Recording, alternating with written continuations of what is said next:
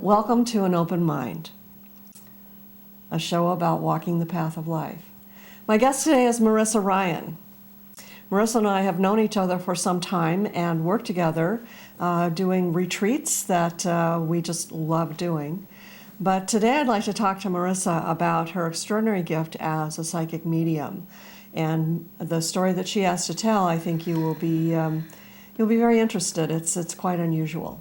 So without me blathering on anymore, I'm going to say, welcome, Marisa. Thanks, Anita. I'm glad to be here. Glad you're here.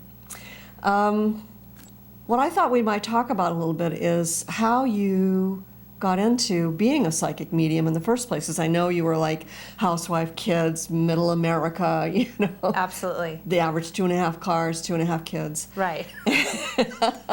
Still am. Yes, I know you still are, but you have this added thing. Wow. So first of all, how did this develop? I mean, how did you get into this? Well, what happened was I really haven't been a psychic since I was a kid. I didn't have any experiences at all. And then what really happened was it's actually almost 8 years ago, I had my mother and my niece passed, tragically 2 days apart.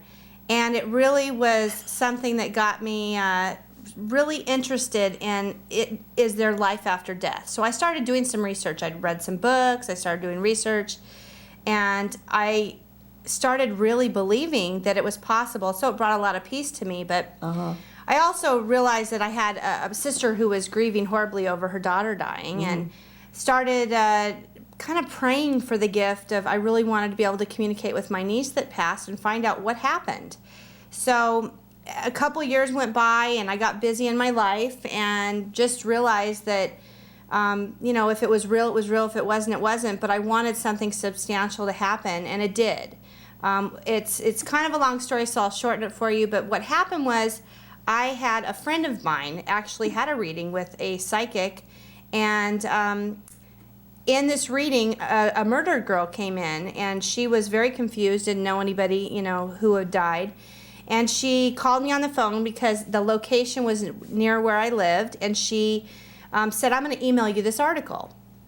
So I just said, okay, great, email it to me. I don't even read the paper. I didn't know anything about it. And she emailed it to me, and I opened the email, and I saw this. I read the article, and then I realized that, I didn't know anything about it and closed out my email. But when I turned around to go to bed for the night, after I was in my office, there was this girl standing there.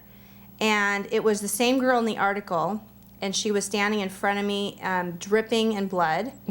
And that's a fun way to get. Yeah, and hello. I know. And she just started showing me all the details of her murder. And in this details, she just said, "See, she's here right now. She's here right now." Hold on a second. Get down. That's Ellie, by the way. Ellie, okay, great. Anyway, she started showing me the details of her murder. It was kind of like a movie playing in my mind, and it was a very gruesome murder. And she started saying, you have to call the detectives. You have to call them. And I said, what are you, crazy? And I wasn't shocked. People always ask me if I was scared, and I said, no, I really wasn't. I just kind of was like, how can I help you? And so I ended up, went to bed for the night, kind of freaked out, not sure what to do with it. Next thing I know, the next morning I wake up and she's still standing there, waiting for me to get up. And Did she have coffee or? No coffee. She just kept saying, you're the one, you need to call them, you need to call them. So I did. I called the detectives and basically said, I just talked to your murder victim. And and they said, oh, really? What did she have to say? And I said, well, she told me that you haven't found her head yet. Oh. And when Were you then a suspect? Well, what happened was when I said that, they said, well, we want to meet with you. So I ended up, that day, we met in a parking lot of a Target shopping center. And they were there, and they instantly started questioning me. They had a file with my picture in it. They all of a sudden knew everything about me, and they thought that I was actually the murderer's girlfriend trying to turn them in. Oh. And so I just started telling them about everything she showed me and everything she said. And I said, she wants to get in the car and she wants you to follow me, and she's going to take us to some places that have to do with the murder. And so they did. And they weren't sure, they wouldn't, indulge any information. They were really very quiet about the whole thing, but they were curious. So we drove about 15 miles in different directions to different locations that they confirmed were areas that parts of her had been found, because she was definitely in parts. Ew. And anyways, to make a long story short, I started working on the case for about a year, and within about a week of her first coming to me, she told everybody on the other side that I could see her and hear her and talk to her. And next thing I know, I had people riding in the back of my car.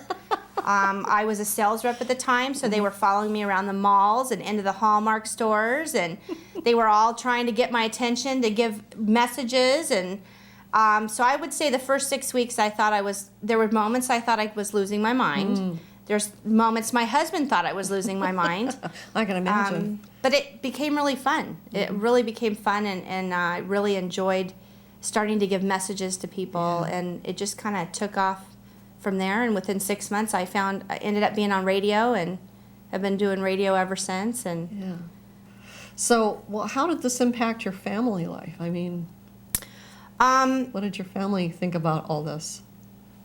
My kids, my two boys, thought it was great. Uh-huh. At first, they were really excited. They thought it was cool. And they were how old at the time? They were about 11 and 14. And they both, of course, started saying, well, I think I'm psychic too. And my youngest son had been seeing spirits in our house for years, and was always afraid of them. But I just thought he was, a kid who watched too many scary movies. Oh, yeah. And didn't realize that he probably was seeing something. And then my husband was very reluctant at first. He kind of thought I was either making it up or was a good guesser or was crazy. Until the first time he heard me on the radio. And I surprised myself as well as my entire family. Uh-huh. And he was, amazed, saying, I don't know how you knew all that, but it was amazing. And he has just absolutely supported me ever since. That's great. That's great. Yeah, and you have a little girl. Has she shown any signs of being interested or following in your footsteps or anything like that? Well, actually, my daughter was conceived after my mother and my niece had passed. And before this murdered girl came to me, my daughter was about 12 months old and started telling us she could see my mom in her bedroom, and that she came every night and sung songs to her. Oh, really? And she would go get her picture and kiss her picture, and she'd say, there's Nanny, and Nanny comes to see me, and she didn't even know who Nanny was. And I never talked to her about it at the time. So from the very beginning, she's seen it, and it's kind of funny. She tells her teachers, they'll say, oh, what does your mommy do for work? And she'll say, my mommy talks to dead people on the radio. And she's very connected.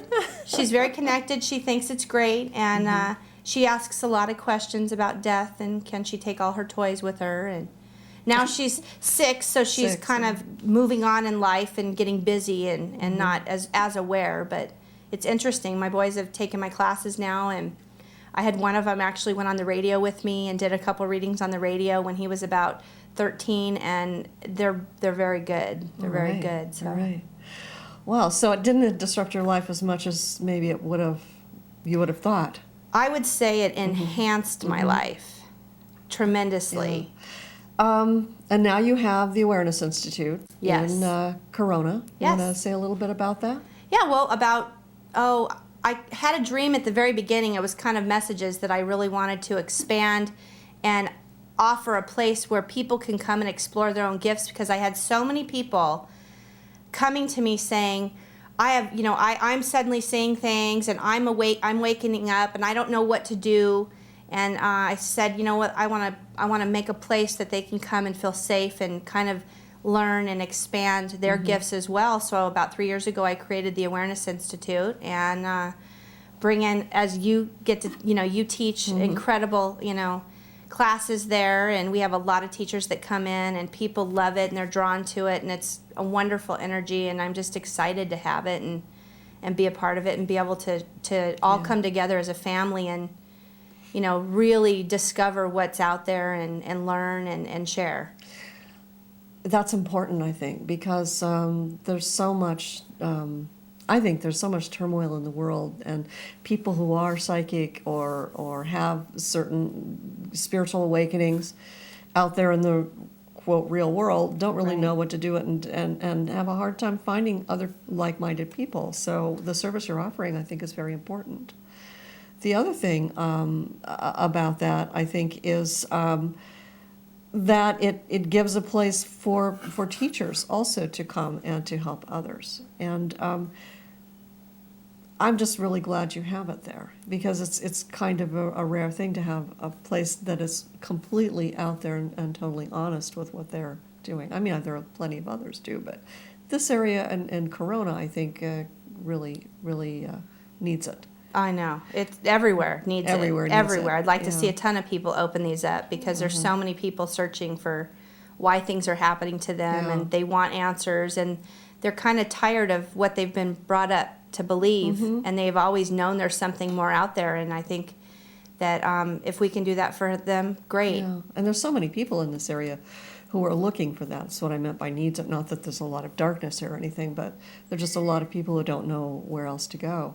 The other thing I wanted to talk to you about is you have a really unique way of teaching psychic development. I mean, Yeah. it's sort of a sink or swim thing. Yeah. And I mean, as a psychic development teacher most of my life, I've always sort of started really slow and, one baby step at a time, and you just sort of throw them in there without a net. I do. And it works. So would you tell our audience a little bit about how you do that, or how you even came up with that idea? Well, when I first started getting all these things happening to me, I was hungry for information, and I would go out and I would buy books and I would research, and I was looking for anything and everything that would not only help me expand my gifts, but help me keep it, because I was so afraid it would be taken away, or it was a temporary gift. And so a lot of people, I notice, you get excited at the beginning, when you first start doing this. It's like you have this little bit of fear, but also a lot of excitement. Yeah. And I didn't find any information in any of the books. It was the same. Every book was the same information. Learn your chakras and learn meditation. And I got nothing out of actual instruction. So I decided that I kind of developed my own system, and I call it a question and answer game. That I with spirits, I interview them. It's like I'm a talk show host with them, and ask them a ton of questions and get the answers, and then I give it to the sitter for validation, because to me validation is so important. Anybody can say, oh, they're here with you and they love you, but I want to be able to validate and get details that these spirits are here. So what I teach is the only way a person knows that they are psychic and that they can do this is to actually practice it and do it. And to bring somebody in and have them sit across from somebody they have never met before, and have to read them and look and find spirits and discover them and ask the questions and give validation and dig deep into this person's past, present, and future and get complete validation back is what opens them up even more, because they let the barriers of their ego down. They let that down, and it expands them and just opens them up to receive. And once they do that, it relaxes them and calms them down, so they're not forcing the information, and they stop questioning themselves, and they start going, wow, I don't know how I got that, but I did. Yeah, that's so important. It is. So Yeah. I am writing a book right now on the instruction of doing it, but no matter what, you have to just practice it, and that's it. It's doing the work. You got to do it. Practice, yeah. Well, what advice would you give to people who maybe have discovered that they have some kind of gift, and they go and maybe get a little instruction, but where do they go from there? What advice would you give to people out there in the world who say, that sounds like me. I know things, I feel things, but I don't know where to go or what to do with it. Well, the first thing I would do is, first of all, tell them to try and find a group, okay? Try and find a facility or a group or a school, because they are out there. I didn't even realize they were out there when I first started. I was shocked. Yeah. But they are. So find a group, whether it be online or actual physical place. The other thing is just practice. They've got to practice, because the more they do, the more they're going to relax and realize, you know what, I really can do this. So And there's so many ways. They could practice just by when their phone rings or when someone's at their door. They can go online to chat rooms, and there's tons of chat rooms that they can go to and start doing readings online, which I think is valuable to start on the phone or online, where you're not physically looking at someone, where you can get their their physical reactions and their facial reactions. It helps really trust spirit when you start that way. And I mean, I didn't do... Right, then you're just not just reading body language. I didn't do an in-person reading for the first 2 years I did this. Yeah. Every single thing was on the radio or by phone. And so that was really valuable.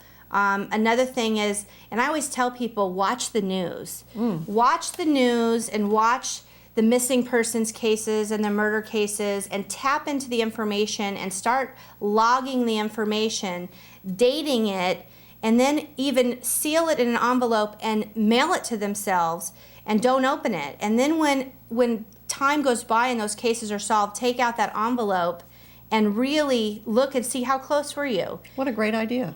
It's just getting validation for yourself. And also, start working on friends and family. That's harder because most friends and family aren't as receptive. They think you know them too much, and you do. So you tend to, it's hard to really validate when you already know so much about them. But I really get, just start practicing. And if you feel comfortable to even admit to your family that you can do this, tell them to send their friends and family. Yeah. And some people do and some people don't. There's a religious issue also quite often that I come across, of people are feeling guilty about doing this because their church or synagogue or whatever has told them that this is bad or evil. So, and yet their personal experience is different from what they've taught. So what advice would you give to someone like that? I would tell them to follow their heart. My own son is 16, and he goes to a Christian church, and he's becoming a youth leader, and he's even started questioning it himself. And I just tell him, research, the information. If you read the Bible and follow the Bible, look in and research if it says, because there's areas that does say that it's possible and that it's okay. The other thing is you have to just follow what your heart says. And believe me, when you've got spirits and the entire spirit world on your side, and they're so eager for you to do this work, they're going to come in and they're going to utilize your gifts. So you have to just follow your heart and know what's right. Don't let anybody make any decisions for you. You just do what's right for you. And a lot of times people like to keep it private at first because they don't want to be ridiculed. It was interesting when I first started this. I have a lot of very highly religious family members, and I thought, wow, I don't even know how to begin to tell them. And the reaction and the support that I've had from friends, family, neighbors, coworkers has been amazing, because it just went to show that people are searching. They're searching for these answers, and they're searching for the knowing of what they've already really known but had no validation. And I think that there's more people searching than people realize. Oh, I absolutely agree. When I came out of the closet and started telling people, like my hairdresser and manicures and things, that I'm a psychic, it was really scary at first, but then I found a lot of reception there. They, instead of going, oh, do you really believe that, or you're going to hell, they would say, can I have your card? Yeah, exactly. It's amazing. Do you readings, in person, on the phone, whatever. So it was very freeing to just let go of what other people thought about what I do and who I am, and just be myself. And if they disagree, they disagree. That's their right. Well, when I first started this, because in my research for writing my book, I went and interviewed the pastor of my church. Oh. Wasn't sure what I was going to get.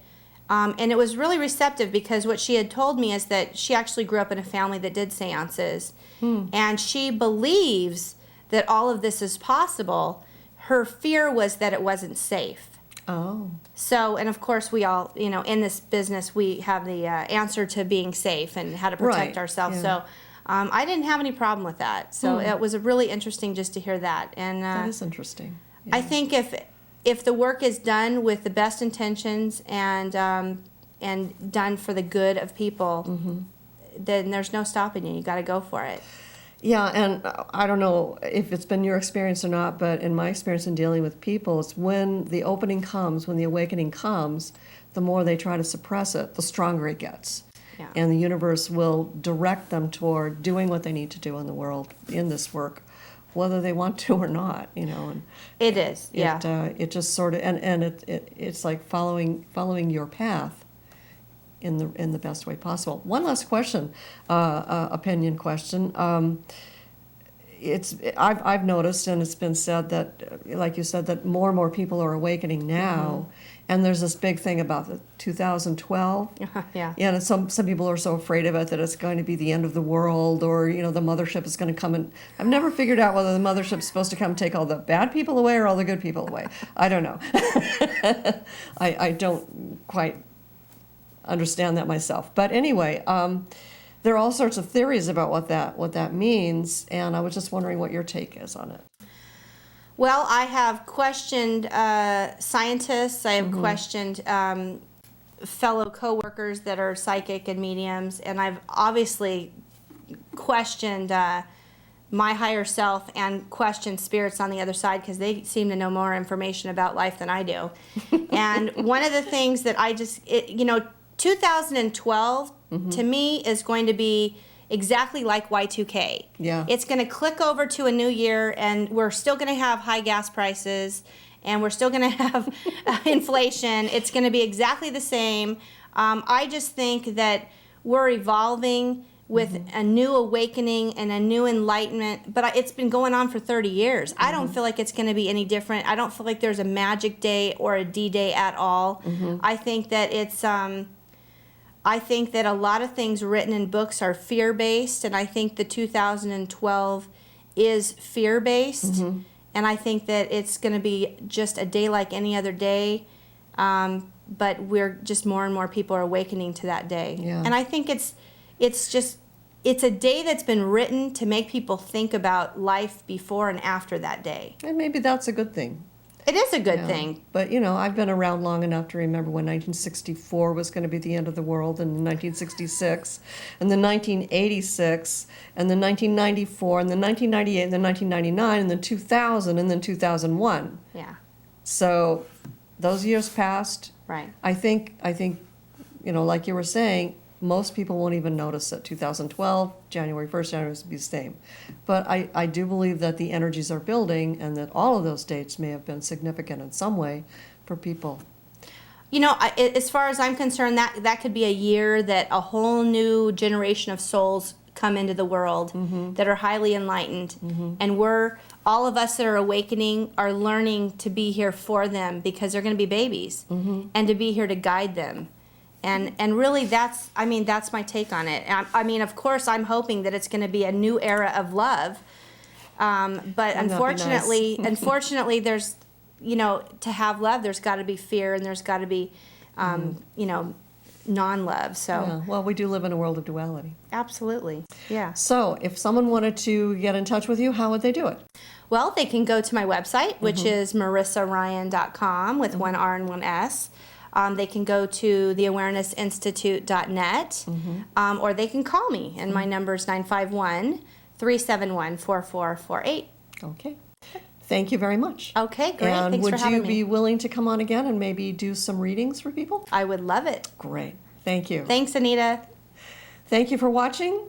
Please subscribe if you want to get every show and not miss a minute of all the wonderful guests that I have. Thank you.